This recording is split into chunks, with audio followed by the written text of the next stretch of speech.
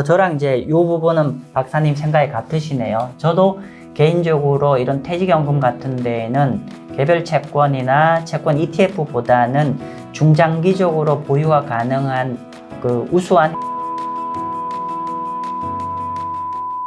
네, 안녕하세요. 마경원입니다. 저희 마생투 채널 많은 분들이 사랑해 주셔서 감사하고, 제가 한 3년 전에 유튜브를 시작한 것 같은데 어느덧 38,000을 지나갔어요. 그래서 이제 거의 4만 명 가까운 이제 많은 구독자님들이 성원해 주셔서 너무 감사하고, 특히나 제 내용이 아주 이렇게 표현했는데 섹시하고 자극적이고 그런 내용이 아님에도 불구하고 이렇게 4만 가까운 분들이 성원해 주셔서 너무 감사합니다. 그런데 이제 최근에 시장이 이제 연초 이후에 국채 금리가 좀 계속 올라왔죠. 이렇게 되다 보니까 저희 이제 마생투 채널을 시청하시는 분들이 채권 투자에 관심이 있고, 또 기존에 채권 투자하셨던 분들이 많이 보시는데, 저희 이제 구독자님들이 요즘 좀 꽤 어려움을 겪고 계시는 것 같아요. 그래서 제가 이제 이번에 좀 최근의 시장 상황을 어떻게 해석하고, 또 중장기적으로는 현재 시장 상황이 어느 쪽 와 있는지에 대해서 제가 좀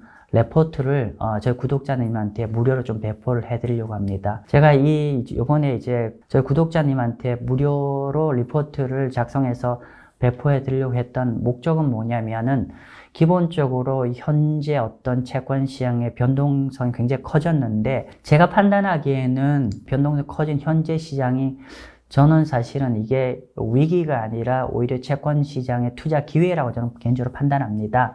그런데 우리가 이제 일반적으로 이제 유튜브에서 제한된 내용만 설명드리다 보니까 아무래도 충분하게 왜 지금이 금리가 많이 올라왔는데 오히려 채권 투자 기회인지 전체적인 빅픽처에 대한 이해도가 좀 부족할 것 같아요. 그래서 중장기적인 펀더멘탈 시각 입장에서 현재 상황은 어떤 건지, 또 최근에 단기적으로 4월 말 5월 초에서 여러 가지 이제 미국의 중요한 매크로 데이터들이 나오고 있는데, 이런 것까지도 좀 간단하게 단기적 시각에 대한 발표된 자료들도 분석하고, 그런 거에 따른 어떤 채권 투자의 시사점 같은 거를 좀 한번 정리를 해서 현재 여러모로 혼란스러운 우리 구독자님들한테 좀 도움을 드리고자, 신청하시는 분들한테 저희가 무료로 배포를 해드리고자 합니다. 제가 이번에 좀 준비한 레포트가 중장기적인 펀더멘탈적인 시각과 단기적인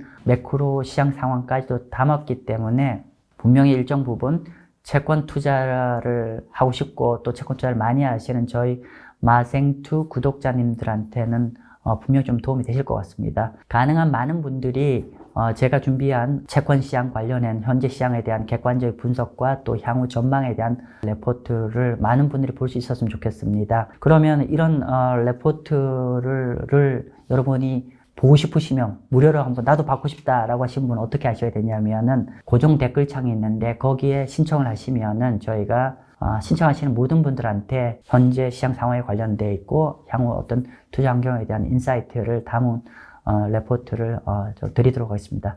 많은 분들의 참여 부탁드립니다. 감사합니다.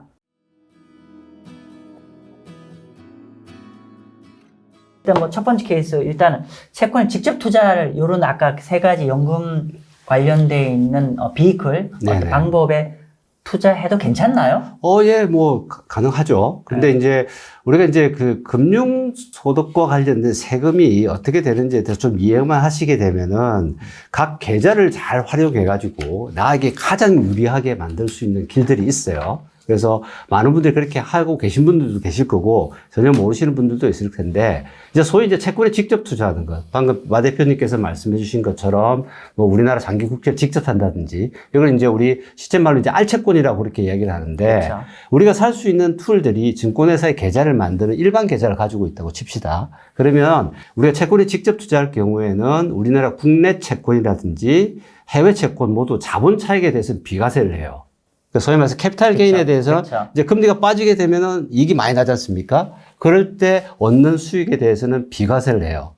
근데 이제 채권은 아시다시피 전문가들 여기 쪽에 계신 분들은 잘 아실 것 같은데, 채권은 자본 차익도 있지만은 매 분기 또는 반기 1년에 한 번씩 주는 쿠폰이라는 게 있지 않습니까? 이 쿠폰은 이제 근데 이건 이제 이자 소득세를 징수를 하게 되어 있습니다. 참고로 우리 여기 마생투 구독자님들이 그건 잘 아세요. 아, 네네. 그러니까, 그래서 사실은, 내가 알채권을 투자하고 싶다. 그렇게 되면은 사실은, 자본 차익을 노리고 투자하시는 분들도 있을 거고, YTN 뭐 쿠폰을 가지고 투자하실 분들도 있으실 텐데, 내가 자본 차익을 노린다 그러면은 일반 계좌에 사시는 게 괜찮아요. 그리고 이제, 가령 이제 ISA 계좌에서 매입한다라고 하면은, 아까 말씀드린 것처럼 연간 2천만 원 한도, 최고 1억 원 한도 내에서 가능한데, 이자 소득세에 대해서 이제 아까 일반 계좌에서는 이자 소득세 쿠폰에 대해서 이자 소득세를 징수한다고 했는데 이 ISA 계좌에서는 일반 소득세 중에 200만 원 우리가 이자 소득세 중에 200만 원까지는 비과세를 할 거거든요. 그러니까 이게 이제 소위 말해서 이제 쿠폰 투자를 하고 싶다. 그러면 ISA 계좌에서 사셔도 되는 거죠. 그다음에 이제 또 ISA 계좌에서도 사더라도 내가 중도 팔 수 있잖아요. 금리가 그렇죠. 빠져가지고. 그렇죠. 근데 이때 얻으시는 게 이제 캐피탈 게인, 자본 차익이 발생하게 매매 차익 되는데. 발생하죠. 예. 네. 근데 ISA 계좌에서, 아까 제가 말씀드린 대로 ISA 계좌는 손익을 통산한다고 했지 않습니까? 근데 ISA 계좌에서 채권 매입했던 거에 대해서는 손익 통산에 해당이 안 돼요. 원래 자체가 비과세이기 때문에. 그렇죠. 그러니까 일반 계좌에서도 비과세니까. 그렇죠. 그 다음에 이제 또 ISA 계좌가 아까 제가 뭐라고 말씀드렸죠? 3년이 지난 만기 때 또는 해지할 때 세금을 뗀다고 했잖아요. 그렇기 때문에 이자 소득세 200만 원 쪽이 가지고 있는데도 이자를 내가 얻는 시점. 소위 이제 보통 채권 쿠폰은 여러분들이 쿠폰을 받으실 때 그때 세금을 원천징수 다 해버립니다. 일반 계좌에서는. 근데 ISA 계좌에서는 만기 때 세금을 떼기 때문에 세금을 안 떼고 가령 뭐 A 채권에 투자를 했는데 분기당 10만 원이 들어온다 그러면 10만 원 그대로 들어와요. 오케이. 그죠? 예. 그리고 10만 원 가지고 또 뭘 할 수 있잖아요. 네. 그죠? 그러면 이게 이제 과세 이연 효과가 발생하는 오케이. 거예요. 그래서 그 세금을 안 냈기 때문에 텍스가 디폴되면서 내한테 이익이 올 수 있다는 겁니다. 그래서 이제 ISA 계좌는 그렇게 활용을 하시면 그러면 되고요. 지금 질문 하나 할게요. 네. 예를 들면은 우리가 보통 우리가 알채권을 그러니까 증권사 일반적으로 살 때는 네네. 이제 쿠폰은 과세고 할인 차익이나 매매 차익은 이제 비과세라는 걸 다 알고 있는데 네네. 정리를 하면 ISA 계좌 안에서 알채권을 매입을 하게 되면은 아까 일반 계좌에서 이제 과세 대상인 쿠폰 이자마저도 그 안에서는 비과세 혜택을 보는 거고. 그렇죠. 자, 그런데 제가 이제 좀 클리어하지 않는 게 네. 예를 들면은 우리가 보통 3년이라고 했나요? 최소 요건? 네. 3년을 만약에 제가 알채권 편입했어요. 네. 그러면 그 안에 있는 동안은 이제 그 쿠폰 이자 받을 때 세금 비과세 형태로 왔는데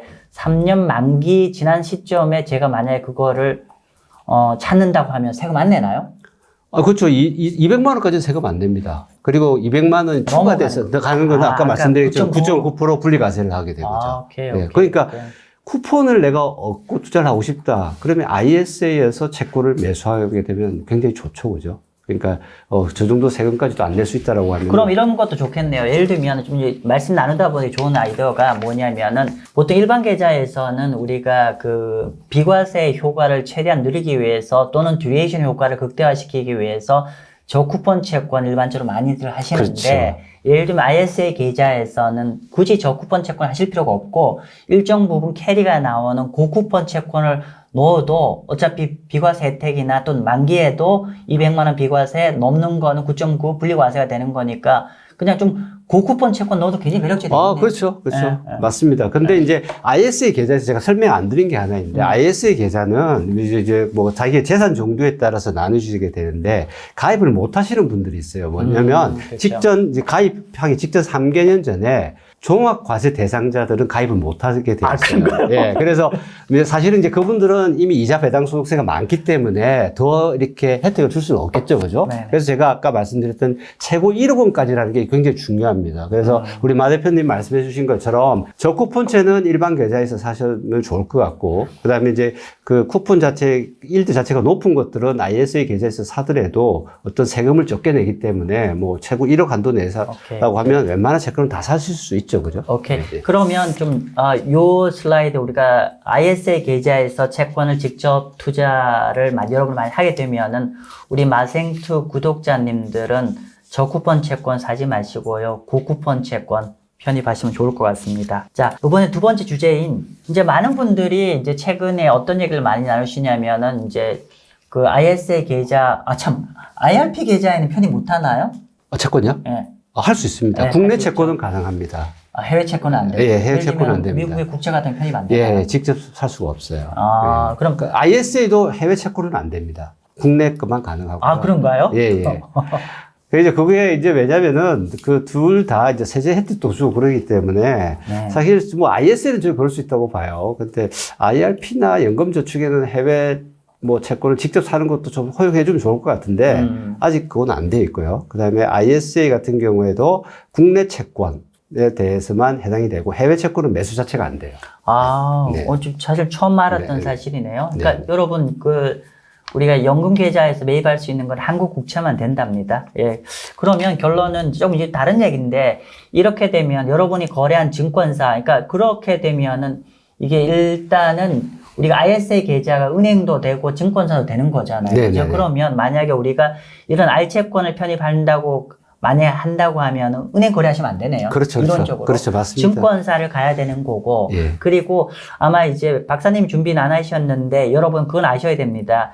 증권사별로 국채 알채권 보유 리스트와 그리고 매매할 수 있는 물량이 완전히 다릅니다. 따라서 여러분 특히나 이런 연금 쪽에 알채권을 편입한다고 하셨을 때는 여러분이 거래한 증권사가 다양한 국채와 다양한 만기 종류를 다 보유하고 있는지 확인하실 필요가 있다. 그래서 뭐 이렇게 되면 이제 연금을 회사로 옮길 필요도 있습니다. 국가적으로 만약에 그래서 조금 더 설명드리면은 IRP하고 연금 계좌에서 국내 채권은 가능하다고 했잖아요. 네, 연금저축에서. 근데 IRP하고 연금저축 앞서 말씀드린 것처럼 운용 수익에 대해서는 그때는 과세를 안 하지만 나중에 인출할 때 과세를 하게 돼 있잖아요. 네. 그죠? 그래서 이자 배당 매매 차익에 대해서도 전부 다 연금소득세를 과세를 해요. 그럼 다 생각해 보세요. 그럼 우리가 알채권을 샀어. 연금 계좌에 샀으면은 거기서 혹시나 이제 매매 차익이 발생할 수도 있잖아요. 그죠? 네. 뭐 거래가 되는 경우에. 네. 그러면은 그때는 나중에 이제 이게 연금으로 사줄 때 세금으로 내게 돼 있어요.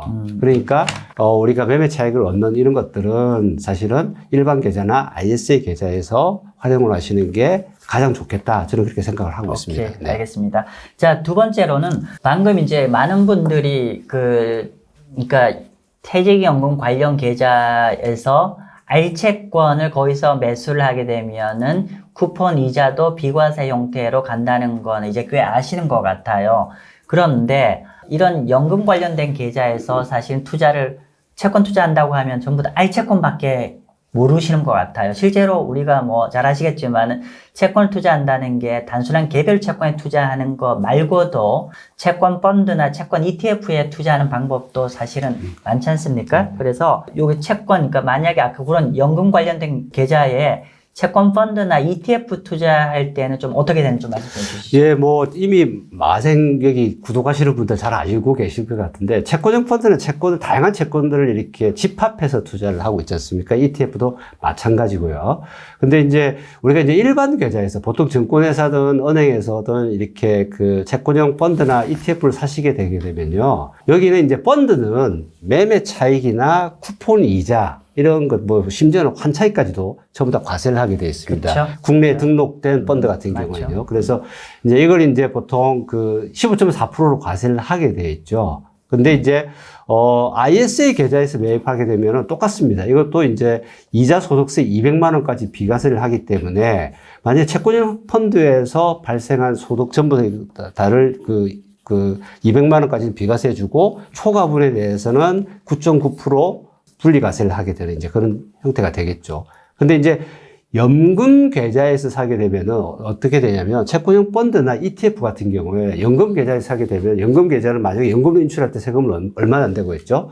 5.5에서 3.3% 낸다고 했지 않습니까? 그쵸. 네. 그러니까 여기에서 발생하는 뭐 이자 소득이라든지 자본 차익이라든지 이런 모든 소득은 연금 소득세로 과세되기 때문에 일반 계좌에서 내는 세금에 비해서 훨씬 저렴하죠. 그러니까 여기서 우리가 힌트를 얻을 수 있죠. 그죠? 우리가 채권형 펀드나 ETF는 어디서 사야 된다? 연금 계좌에서 사는 게 훨씬 더 유리하다는 거죠. 자기가 가령 뭐 어떤 특정한 A사 펀드를 사고 싶다 그러면은 뭐 계좌가 여러 군데 있는데 제일 유리한 쪽은 뭐냐면 연금 계좌에서 사서 과세 이연 효과도 내고 세율 자체도 저렴한 이런 펀드를 사는 게 좋겠다 이렇게 말씀을 드릴 수 있겠습니다. 네, 지금 방금 박사님이 말씀하셨던 내용을 좀 제가 평소 제가 소통하는 언어를 다시 한번 정리를 해서 한번 해보면은 지금 우리가 모든 채권 펀드, 여기서 모든 채권 펀드는 국내 채권 펀드가 있을 것이고 해외 채권 펀드가 있는데, 모든 국내 채권 펀드는 사실은 불행히도 이자 소득세를 내고 또 종합소득세 대상이에요. 그래서 실제로 일반 계좌에서 이런 펀드를 투자할 때 사실 종합소득세 대상자들은 세금 측면에서 좀 많이 좀 불편하기 때문에 많이 투자하기 힘들고요. 그리고 제가 요즘은 또 채권 ETF를 많이 하시잖아요. 채권 ETF인데 제가 전 시간에도 한 말씀을 좀 드렸지만은 채권 ETF 크게 두 종류잖아요. 즉 뭐냐면은 국내 상장 채권 ETF가 있을 것이고 해외 상장 ETF인데, 최근에 이제 국내 많은 분들이 하는 게 이제 국내 상장 채권 ETF들을 요즘 많이 투자하는데, 여러분 꼭 명심하셔야 됩니다. 국내 상장 채권 ETF는 그게 국내에 투자하는 채권이든 해외 채권이든 관계없이 그게 전부 다 종합과세 대상입니다. 이자 소득을 내고. 그래서 사실은 이제 우리가 일반적으로 하는 채권 펀드나 또 일반적으로 하는 국내 상장 채권 ETF는 세금적 측면에서는 특히나 이제 좀 약간 불리한 측면이 있는데, 근데 이런 것들을 만약에 ISA 계좌로 가져가면은 아까 말한 대로 굉장히 세금 측면에서 어드밴티지가 있고, 특히나 아까 말씀 주신 대로 IRP 같은 경우나 연금저축 같은 경우는 우리가 바깥에 있으면, 만약에 채권 펀드나 국내 상장 채권 ETF 같은 경우는 15.4를 내고 종합과세 대상인데, 만약에 이런 연금 관련된 계좌에 집어넣어서 채권 펀드와 채권 ETF 투자를 하게 되면은 기본적으로 IRP 기준으로 15.4도 아닌 연금소득세니까 5.5 내지 5.3인데 이마저도 분리과세인 거죠. 연금소득은 그걸로 과세입니까? 아니요, 뭐 종합소득 대상이 될 수도 있는데 사실은 연간 1,500만 원 이상으로 찾지 않으면은 종합과세 대상이 될 염려가 없어요. 그거는 이제 혹시 제가 다음 기회가 있다라고 하면 그거 따로서 한번 설명을 드리도록 하겠습니다. 아무튼 그래서 실제로 우리가 I채권 같은 경우는 일반 계좌에서도 우리가 좀 비과세 전략을 구사할 수가 있잖아요. 저쿠폰에서 매매 할인하는데, 근데 채권 펀드나 채권 국내 상장 ETF 같은 경우는 사실은 절세를 할 수 있는 방법이 없는데, 이렇게 연금 계좌로 활용하시면은 아주 우리가 세금 측면에서 어드밴티지를 갈 수가 있네요. 예.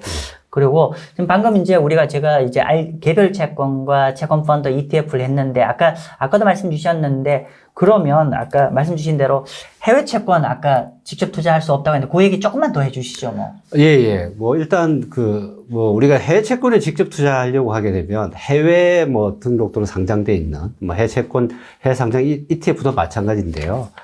이럴 때는 이제 사실 ISA라든지 연금 계좌에서는 사실 수가 없어요. 지금 규정상으로. 근데 이제 일반 계좌에서 이제 매입은 할 수 있죠. 근데 이제 해외 채권이나 해외 상장 ETF를 사시게 되면은 매매 차익은 역시 비과세됩니다. 그러니까 매매 차익이라고 하면은 이제 자본 차익을 말씀드리는 거고요. 그다음에 이제 쿠폰은 과세가 돼요. 이자 소득세로. 그래서 과세가 되고, 이게 또 특정 금액이 넘게 되면 종합소득세에 이제 포함되게 되어 있습니다. 근데 이제 우리가 이제 해외에 산다는 것은 환차익 또는 환차손이 발생할 수 있잖아요. 그죠? 근데 환차익에 대해서는 과세를 하지 않아요.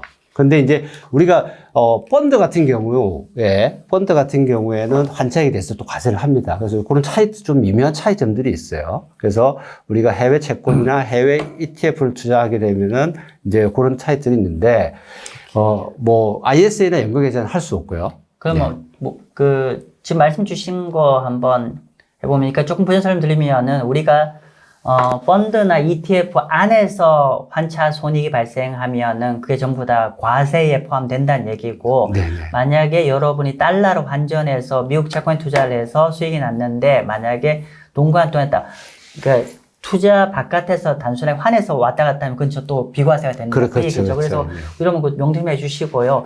그리고 사실 이제 말씀 주시다가 제가 갑자기 생각난 게 있어요. 뭐냐면은 요 두 가지 중간지대, 예를 들면은 궁금했는데, 그럼 국내 상장되어 있는 채권이 ETF인데, 네네. 해외 투자, 예를 들어 미국의 장기 채권에 투자되어 있는 국내 상장 ETF는 ISA 계좌에 넣을 수 있나요? 네, 그건 가능합니다.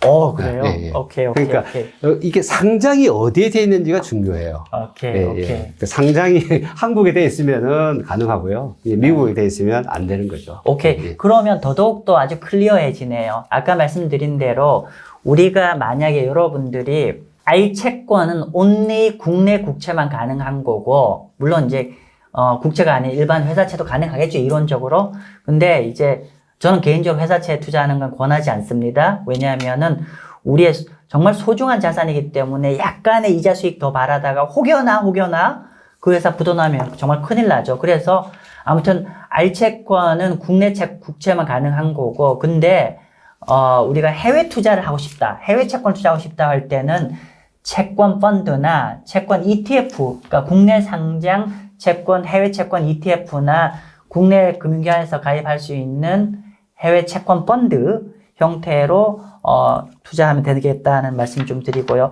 좀 길게 했는데 좀 마지막으로 아까 개별 채권에 아까 제가 실제로 이제 국내 꽤 유명한 증권사의 많은 세일즈맨들이 예를 들면 우리 이런 컨셉 있지 않아요? 예를 들면 저도 그런 얘기를 했지만은 우리가 중장기적으로 한국이 이제 경제 모멘텀이 좀 줄어들고 그리고 노령화가 급속도하게 진행되기 때문에 제가 이제 보통 이제 어떻게 얘기하냐면 국내 국채 같은 경우는 단기적으로 1, 2년 안에 어떤 트레이딩 목적도 나쁘지 않은 선택이고 또 상황에 따라서 이 채권을 뭐 20년짜리, 30년짜리 만기까지 들고 가도 괜찮습니다라고 말씀드리거든요. 왜냐하면 20, 30년 뒤에 한국이 굉장히 노령화로 가면은 일본처럼 금리가 또 거의 낮게 떨어질 가능성도 있기 때문에 네네. 그렇다고 하면은 현재 예를 들면 3.5%로 20년, 30년 또 확정할 수 있는 방법도 있잖아요. 그래서 그렇죠. 그래서 실제로 주위에 보면은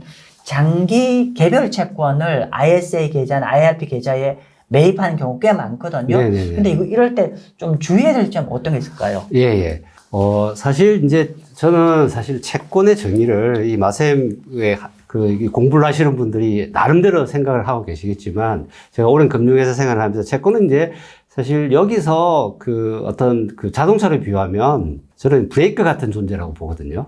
굉장히 좋은 차들은 엑셀레이터와 브레이크가 잘 갖추어져야 되는 거죠. 그래서 이제 채권을 가지고 특히나 이제 금리가 하락이 예상되는 시점에는 굉장히 좋은 투자 툴이 될 수 있어요. 근데 이제 채권의 리스크는 기본적으로 금리에 대한 금리와 가격의 변동에 대한 리스크하고 그 다음에 오는 게 이제 신용에 대한 리스크 뭐 이런 것들이 있을 텐데요. 우선 이제 신용은 차치해 두고 여기는 회사채를 안 하신다고 하시니 그 다음에 이제 우리가 보통 생각할 수 있는 이제 금리 변동이 아시다시피 이제 듀레이션이 길면 길수록 굉장히 위험이 커지잖아요. 근데 이제 요즘 뭐 10년, 20년, 30년, 심지어 50년짜리 채권을 막 이렇게 사시는 분들도 많이 있으시더라고요. 근데 뭐 우리가 단순하게 컨벡시티를 고려하지 않고 그냥 단순하게 듀레이션 값으로 계산을 하게 되면은 뭐 미국 국채 50년짜리 내가 개인적으로 샀다. 그러면 뭐 1% 그 채권 금리가 변동하는 거에 따라서 가격 차이가 뭐 플러스 50에서 마이너스 50까지 갈 수 있는 그 어마어마한 거잖아요. 그죠? 근데 이제 그런 것들을 많이 취득을 하고 있는데 그건 이제 개인의 투자 성향에 따라서 또는 기대감에 따라서 정할 수 있으실 거예요. 근데 이제 채권은 이제 투자할 때 제가 생각할 때는 매매 차익을 좀 극대화하고 싶다. 뭐 단기적이든 중기적이든 장기적이든 그렇게 했을 때는 이제 그냥 소위 이제 알채권을 직접 매입하셔가지고 일반 계좌에서 취득하시는 게 좋을 것 같다. 왜냐하면 매매 차익에 대해서는 과세가 없으니까요, 그죠? 그러니까 굉장히 좋은 전략이죠, 그죠? 그다음에 이제 세금 이연 효과를 얻고 싶다. 세금을 안 떼고 어차피 뭐 쿠폰이 정상적으로 나오는 고쿠폰 채권을 사게 될 수 있는데 이거는 ISA 계좌라든지 연금저축이나 IRP 계좌에서 사면 좋죠. 근데 이제 요즘은 퇴직연금 계좌에서도 이제 국내 채권이든 이제 직접 매입할 수 있으니까. 근데 이거 조금 퇴직연금 계좌는 이제 퇴직연금 계좌라고 하면 DC나 IRP를 말씀을 드립니다. 근데 이거 조금 여러분들 생각하셔야 될 게 있어요. 저는 기본적으로 이 계좌가 앞서 설명드린 것처럼 매매 차익, 이자, 소득세 등에 대한 어떤 세금 이연 효과는 분명히 있습니다. 그래서 이런 효과는 분명히 있지만은 우선 우리가 채권을 투자를 할 때 기본적으로 생각하셔야 될 게 채권 매입에 따른 수수료가 있을 거예요. 그 수수료가 장기채에서 좀 비쌉니다. 기본적으로. 그 다음에 퇴직연금 계좌는 우리가 보통 아까 말씀해 주신 것처럼 증권회사들마다 퇴직연금 계좌든 어떤 팔고 있는 채권의 리스트와 종류는 다 달라요. 그죠? 그쵸. 아시다시피 우리 이 여의도에 계신 분들은 잘 알지만 원래 채권은 개인들이 별로 투자한 종목이 아니었어요. 기관 투자가 전용이었는데 최근에 이제 개인들이 많이 투자를 하잖아요. 그래서 채권은 기본적으로 거래 단위가 100억입니다. 그래서 어떤 채권이든지 100억 단위로 거래를 하게 되니까 일반적으로 개인들이 투자하기 굉장히 힘들었죠. 근데 요즘 이제 증권회사들이 투자를 가능하게 하는 것들 이유 중에 하나는 뭐냐면 증권회사들이 나름의 자기 계정으로 북을 가지고 있잖아요. 그죠? 그래서 그 북에서 그걸 좀 쪼개서 팔고 쪼갠 것들을 사주고 그렇게 하고 있습니다. 그래서 이제 큰 회사들이 그런 서비스를 좀 잘해주고 있고 다양한 상품들을 가지고 있죠. 그래서 이런 것들을 잘 이해를 하신다고 하면은 퇴직연금 계좌, 즉 DC나 IRP 같은 경우에는 매매 차익 목적보다는 제 생각에는 매수하고 보유하는 전략, 바이앤홀더 전략이죠. 아까 우리 마 대표님 말씀해 주신 것처럼 현재 시점의 금리를 장기간 고정시킬 수 있는 거. 그 이제 우리가 YTM을 현재 시점, 투자 시점에서 확정시킬 수 있지 않습니까? 채권이. 이제 그럴 경우에는 저는 굉장히 좋을 거다. 지금 말씀하신 데 좀 약간은 궁금한 게 지금 말씀했던 논조가 뭐냐면 DC나 IRP를 할 때는 지금 강 박사님이 말씀해 주셨던 거는 특히 개별 채권에 국한시켜서 본다고 하면은 많은 분들이 사실 실제로 보면은 뭐 장기까지 바앤홀드를 만기 보유 전략을 하시는 분도 있는데 실제로 금리가 내려가면 또 매매 목적으로 하시는 분도 꽤 많으신데 예. 그거는 조금 박사님 보시기에는 조금은 그 계좌에서 매매 목적으로 중장기 채권을 투자하는 건 그렇게 바람직하지 않다는 뜻이죠. 그렇죠. 왜 그러냐면은 아까 말씀드린 것처럼 이 채권이 100억 단위 거래이기 때문에 일반인들이 100억의 큰 돈을 할 수가 없잖아요. 그래서 말씀드린 것처럼 증권회사들이 자기의 고유 계정, 북을 가지고 그걸 매수를 해주는데 퇴직연금 계좌는 어떤 증권회사가 퇴직연금 계정과 어떤 거래관계를 할 수가 없어요. 이게 파이어월이 있어서 둘 사이에 어떤 내가 가령 제가 DC나 IRP에 가지고 채권을 샀는데 내가 어떤 증권회사를 통해서 팔고 싶어요. 그럼 증권회사가 보통은 사줍니다. 그렇죠. 큰 증권회사. 근데 퇴직연금 계좌에서는 사줄 수가 없어요. 그럼 내가 팔고자 하면은 어떤 썸바디가 누굴 사줘야 되는 거예요. 그렇죠. 그죠? 근데 그럴 때 안 사주게 되면 어떻게 됩니까? 가격이 자꾸 떨어지겠죠. 그죠?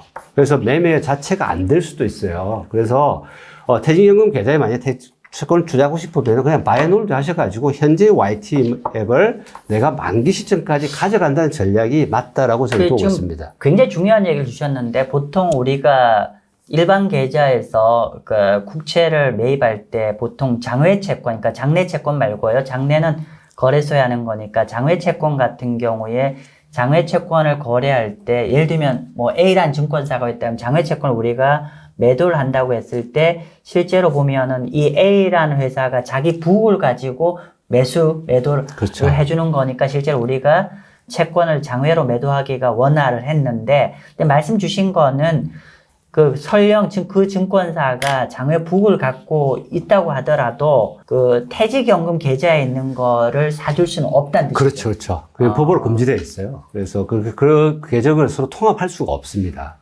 기본적으로. 그런 말씀 주신 거는 퇴직연금 계좌에서는 가능한 바앤홀드의 목적으로 가야 되지 중간에 매매 차익을 기대하고는 투자하지 말아야 된다는 말씀이시고 그러면 박사님 생각하시기에 그럼 채권 자산이 마음에 들고 그러면 퇴직연금에서는 어떤 형태의 채권 방법론으로 투자하면 좋을까요? 저 같은 경우에는요, 제 IRP 계좌에도 채권 당연히 투자를 하고 있습니다. 근데 이제 특히 해외 채권 중에서 뭐 우리가 이제 관심 가질 만한 게 하이힐드 펀드. 한국은 하이힐드 시장이 굉장히 좁아요. 작고. 근데 뭐 제가 외국계 자산 운용사 우리 마 대표도 마찬가지지만 미국 같은 경우는 엄청 큽니다. 종목도 다양하고. 그렇죠. 그렇기 때문에 분산이 정말 잘 되어 있어요. 근데 일드 자체가 높잖아요.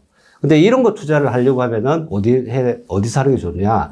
퇴직연금 계좌에서 해야 되는 거죠. 그래서 하이힐드 펀드라든지, 그 다음에 인컴을 주는 채권형 펀드들이 좋은 펀드들이 많이 있어요. 그렇죠. 제가 이제 알리안츠에 있었을 때 핑코라는 회사는 굉장히 좋은 회사입니다. 그리고 이 채권 운용을 잘하는 회사들 몇몇 있어요. 그죠? 아시죠? 여담으로 그 핌코는 알리안츠 자회사입니다. 네, 근데 핑크가 굉장히 나름대로 자존심도 세고 정말 좋은 회사예요. 네, 그래서 그런 회사들이 운영하는 펀드들, 여기에 펀드가 다 있거든요. 네. 그걸 한국에서 요즘은 다 복제한 국내 등록된 펀드들이 있습니다.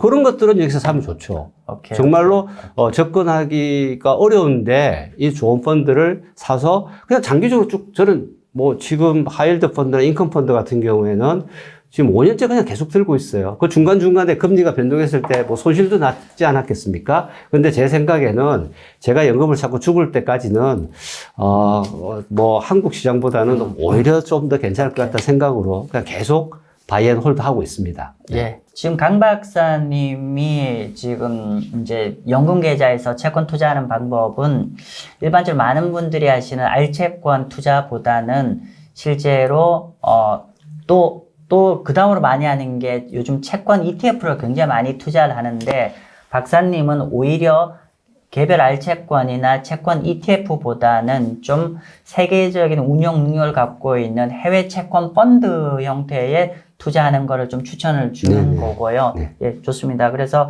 실제 참고로 하이힐드 채권 펀드는 현재 YTM이 한 8% 정도 나옵니다.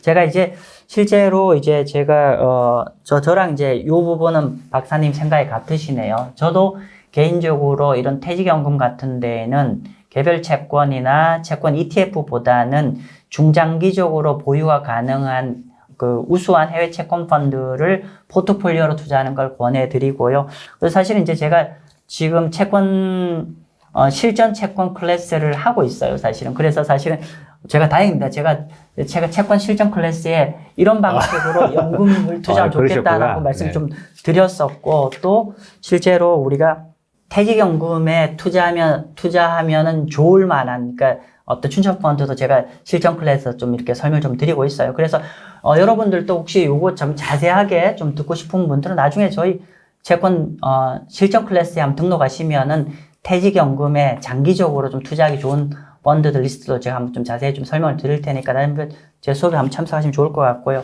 아무튼 오늘 좀 장시간 저희 강 박사님 좋은 얘기 들었는데 아무튼 우리가 채권, 퇴직연금 투자할 때 채권으로 투자하면 좋겠다는 말씀 주셨고, 그리고 개별 채권이나 채권 ETF보다는 좀 그동안의 운영, 어떤 히스토리 레코드도 있고, 운영 영향이 있는 글로벌 운용사가 운영하는 해외 채권 펀드로 포트폴리오를 투자하면 좋겠다는 말씀을 좀 주셨습니다. 아무튼, 너무 좋은 말씀을 주셨고, 오늘 제가 모르는 얘기도 좀 많았습니다. 그래서 오늘 좋은 말씀 주셨는데, 앞으로 제가 종종, 좀, 요번 동영상 피드백 좋게 주시면은요, 우리 강 박사님은, 이런 옛날에 우리가 그러니까 간접 투자 업계에서는 뭐 표현이 그냥 거성입니다. 아주 뭐, 다양한 쪽으로 너무 좀 많은 분들이라서 제가 종종 한번 좋은 피드백 주시면 종종 모시고 오늘 같은 시간을 가지도록 하겠습니다. 오늘 감사합니다. 네, 감사합니다. 네. 네.